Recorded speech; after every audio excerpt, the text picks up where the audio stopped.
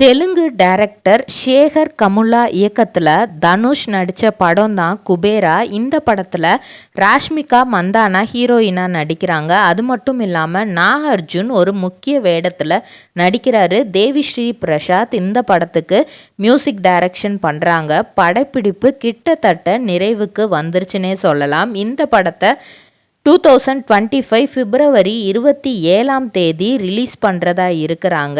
இதை பற்றி ராஷ்மிகா மந்தானா தன்னோட எக்ஸ் பேஜில் என்ன சொல்லியிருக்கிறாங்க அப்படின்னா, படத்தோட ட்ரெய்லர் நவம்பர் 15 அன்னைக்கு ரிலீஸ் ஆகும், எல்லாரும் பார்த்து மகிழ்ச்சி அடைங்க அப்படிங்கிற மாதிரி சொல்லியிருக்கிறாங்க. இதே மாதிரி பல சினிமா நியூஸ் தெரிஞ்சுக்கிற சேனலை மறக்காமல் சப்ஸ்கிரைப்.